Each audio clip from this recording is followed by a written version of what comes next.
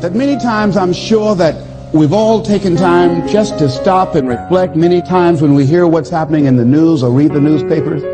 Where's all of this leading to? What's going on here?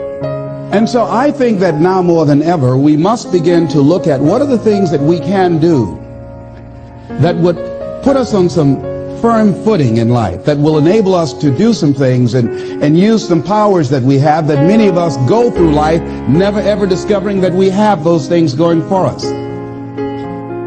And part of that, I believe, is knowing what it is your life worth. What is it that gives your life a sense of meaning and purpose? Because once you find that, it puts you in your power place. See, if you know what your life work is, I encourage you to start working on it. If you can't do it all at one time, do just a little bit of it. And if you don't know what it is that you showed up to do, if you don't know why you're here, I encourage you to find out what your purpose is here. What is the meaning of your life? What will be different? Have you ever asked yourself that question? I've done that. I remember coming from a friend of mine's funeral, and I was reflecting on how much time I had left.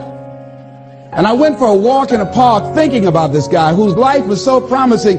And I mean, he wasn't an old guy. He was quite young, in fact. And I thought about all of the things that he said he was going to do, and he never got a chance to do those things.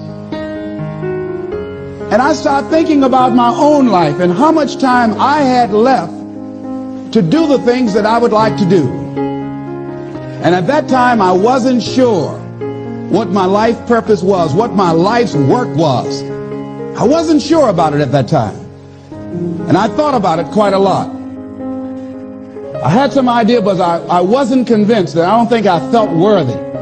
I didn't believe that it could be me to do this kind of work that I'm doing right now. And I say to you that if you begin to take a conscious effort to find out what it is that you're supposed to do, I say that it can literally save your life.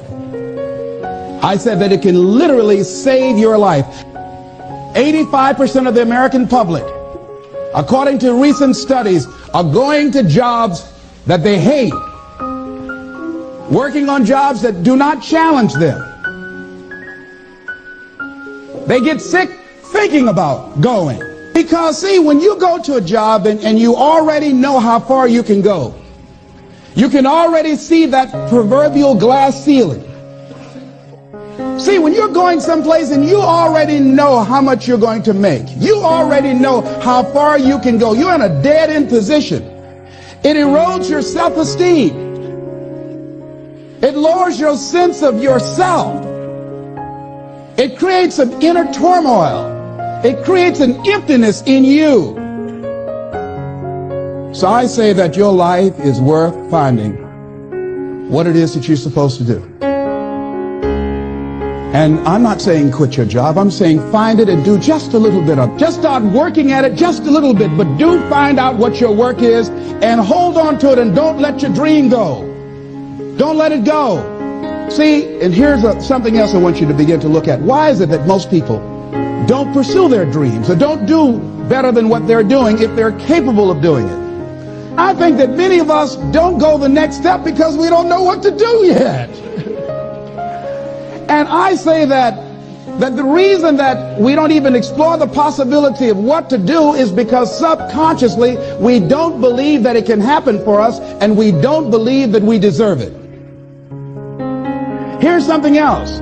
Most people are not living their dreams because of fear, ladies and gentlemen. Fear, limited vision, and lack of self-esteem is what keep most people doing things they don't want to do. That is an illusion that we create in our mind. It is a state of mind that can be changed. So let's look at how we can begin to take some steps to restructure that fear, to begin to expand our visions of ourselves, to begin to increase our self-esteem. Webster said that self-esteem means competence and satisfaction in oneself. The same reason that people stay in relationships where they're abused or they're unhappy or it's unfulfilling, they can't see themselves beyond that relationship. They can't see themselves enjoying life without that person. They think that this is all that they can do. The same reason that people get stuck at a certain level in life, they can't see things being better for them. And they think that this is it and this is all they deserve. This is all they've ever seen. It's been passed on to them. And they think that this is it for them. Oh no.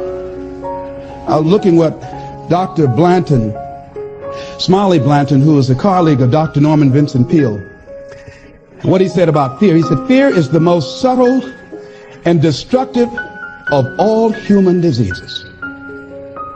Ladies and gentlemen, fear kills dreams. Fear kills hope. Fear put people in the hospital.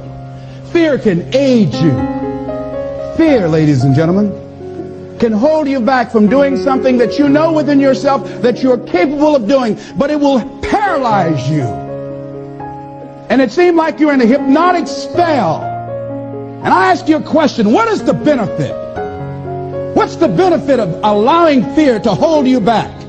What's the benefit of giving up on yourself, of not stepping out on life and taking life on? What is the benefit for you? What's the plus in that? It's one of the things I had to ask myself. So I didn't want to make any mistakes. I wanted everybody to like me. I wanted to be perfect the first time I did something. It's not going to happen. You're going to make some mistakes. You're going to hurt some folks' feelings. You're going to create some enemies whenever you decide that you want to begin to take life on. You've got to ask yourself, how long am I going to allow this to hold me back? I like what Zig Ziglar says. He said, fear is false evidence appearing real. So here's what I'm suggesting. How much time do you spend working on you? How much time do you spend every day working on your dream? In the last 90 days, how many books have you read? In the last year, what new skill or knowledge have you acquired? What kind of investment have you made in you? Look at your life right now. Whatever you've done up to this point in time, your life is working. Whatever you have produced, it came out of you as a result of the kind of person that you have become. It's a result of your choices. It's a result of your consciousness.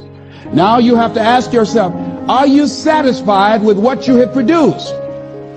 Is this what you want? Would you like for things to be better than this? Do you believe that you deserve better than this? Or are you content? This is it. You don't have to do anything else. That you already resign yourself in life and say, well, I'm happy. I'm not starving like the people in Calcutta. So I'm saying that as you begin to look at where you want to go, if you want to make it today, and things are changing so fast you have to literally run to stand still, I'm saying that you've got to make some conscious effort to begin to work to develop you. Are you allowing yourself to get off the hook like that? Or do you believe somewhere in the back of your mind or in your heart that there's some other great work for you to do? There's something else that life has for you.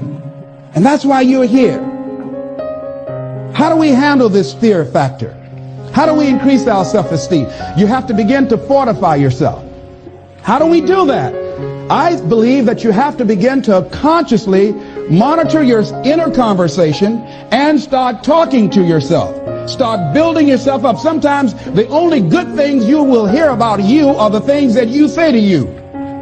So I'm saying learn to be your own booster. Start building yourself up. Start encouraging yourself. Start saying, I can do this. I can make this happen.